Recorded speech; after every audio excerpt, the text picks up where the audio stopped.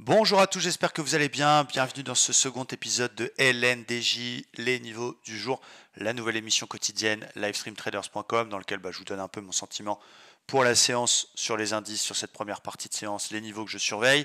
On a des indices qui rebondissent très très légèrement aujourd'hui, mais si on prend un peu de recul, on voit que le DAX, il a quand même mine de rien cassé ce qu'il ne fallait pas casser, en l'occurrence cette ligne de support horizontale 15 100 qui a été fait une première fois support, une deuxième fois et une troisième fois. Ça a été cassé assez violemment hier. Pour l'instant, le rebond du jour n'est qu'un petit pullback sur cette zone. Alors c'est vrai qu'il a déjà bien rebondi par rapport à ses plus bas, puisqu'il a repris quasiment un peu plus même que 100 points. Mais bon, la tendance court terme reste quand même baissière. On est sous les moyennes mobiles, c'est correctif. Donc la grande question, c'est est-ce que ce soir, on va finalement sauver ce niveau et faire un rami absolument fabuleux, et là, ça y est, c'est la fin de la baisse, ou est-ce qu'au contraire, le petit rebond n'est que technique, et finalement, on va finir par faire une deuxième clôture en dessous. J'ai pas de boule de cristal. Si on est un peu plus précis, on va même aller directement sur le 1 heure.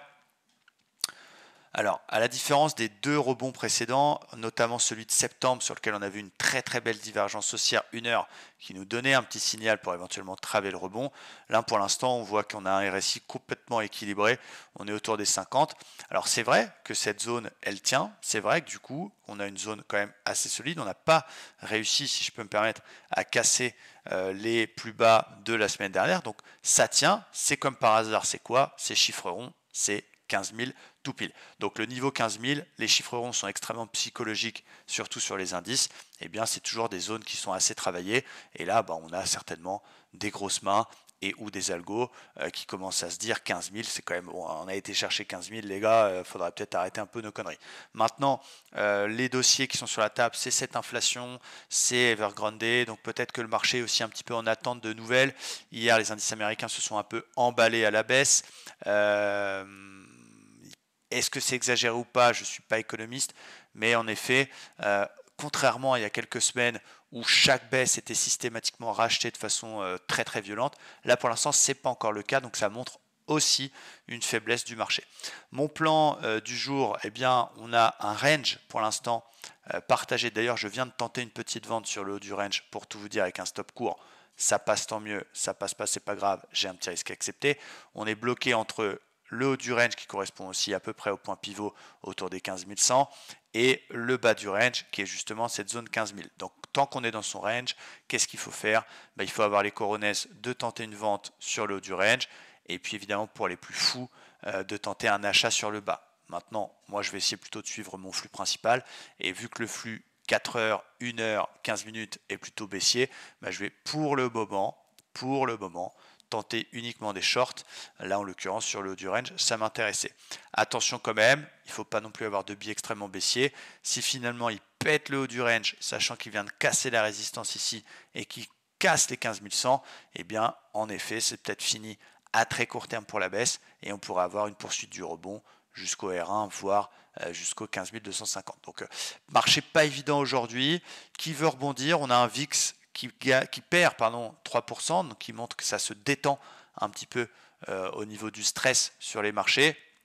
Donc voilà, c'est un marché qui a envie un peu de rebondir, qui a envie de profiter d'achats à bon compte. Je reste persuadé que ce haut de range est une belle zone. Mais voilà, on a un coup des grosses baisses, un coup des bourbons.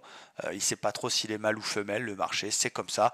Ça reste à un niveau intéressant, je pense, pour tenter des petites ventes. Après, voilà, il ne faut pas mettre des stops de 200 points, il ne faut pas mettre sa vie sur ces trades-là. Il n'y a pas de setup 5 étoiles de fou furieux.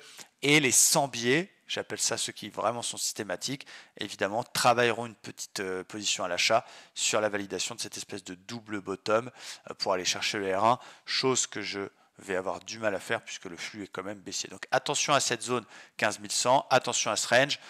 J'estime, même si aujourd'hui on est en rebond technique, voilà, moi mon objectif entre guillemets moyen terme, c'est, je vous le dis, c'est la zone 14 000 points qui est l'ancien record historique qui a été 2 fois résistance.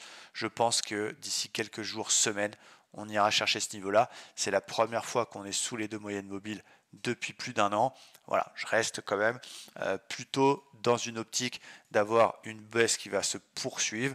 Maintenant, aujourd'hui, ce matin, à 11h43, le marché nous dit oh, oh, oh. on tient les plus bas de la semaine dernière.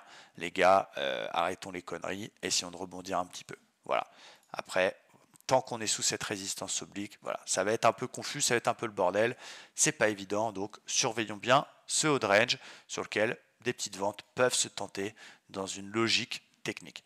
Du côté du Dow Jones, alors c'est un peu différent. Lui, il est toujours sous cette résistance oblique ici. Quand on regarde en daily, il a sauvé son support. Ça, c'est très intéressant à noter. Hier, j'ai fait un trade à 300 points, absolument fabuleux. Les abonnés s'en souviennent. On a pris cette épaule, tête-épaule un peu tordax, je vous l'accorde. Mais on a vendu ici et on a été chercher la zone hier en direct. Donc on a fait 300 points. Ça, c'était un super trade. Là, du coup, on est toujours sauvé par ce niveau support daily qui tient les 33 750, mais en même temps quand même sous une résistance oblique qui n'a pas cassé hier. On a tenté de la casser. J'avais d'ailleurs commencé ma session par faire un tout petit achat qui n'est pas passé, mais j'ai perdu 60 points sur un premier trade et j'en ai gagné 300 sur un deuxième, donc ça c'était super. Donc c'était logique de tenter la toute petite cassure. Hop, ça a renvoyé rejet immédiat par cette résistance. On tient le support daily et on va peut-être revenir sur cette dite résistance. Donc c'est ce que je vais surveiller pour cet après-midi du côté du Dow Jones. D'un côté, la résistance qui a quand même fait 1, 2, 3, 4, 5 fois résistance. Donc vers les 34 060, c'est un niveau que je vais surveiller pour un contre-tendance intraday, pour essayer de travailler une petite vente si on a un signal. Comme hier, une cassure, fausse cassure à intégration, ou une bulle, ou une div, ou ce genre de choses. Et les plus prudents qui veulent uniquement aller dans le sens du flux, donc d'une baisse, vont attendre qu'on casse justement les plus bas précédents en 1 heure, vous allez bien voir. Ici, cette zone intraday qui tient les 33 750, qui sont justement le support oblique, et qui correspond, regardez comme par magie, à 61,8% de FIBO de la dernière vague de rebond, celle qu'on a tentée vendredi en seconde partie de séance, et notamment sur la partie américaine.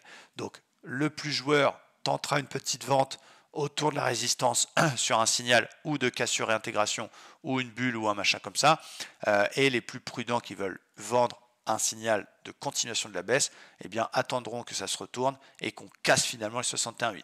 Bien évidemment, ce scénario peut être complètement invalidé, peut être défoncé par une vraie cassure de la résistance. Et du coup, un marché qui nous dit non, c'est fini, ça y est, on tient le support daily, j'en ai rien à foutre. Et du coup, merci, au revoir, et on fait des achats à bon compte. Faut pas exclure ce scénario. Pour l'instant, voilà, ça tient le support.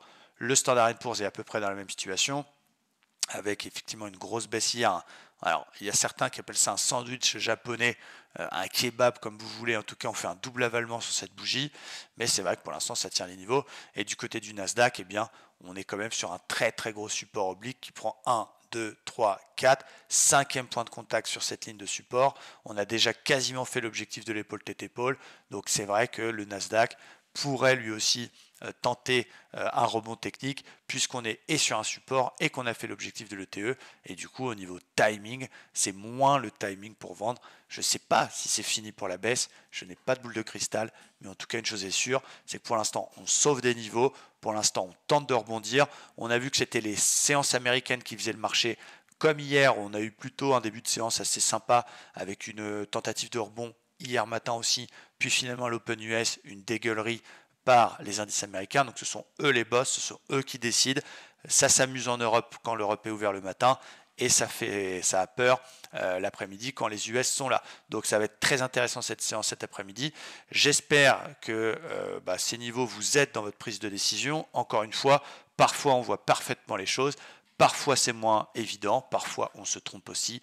On est là pour essayer de prendre des décisions techniques, logiques, avec des bons ratios.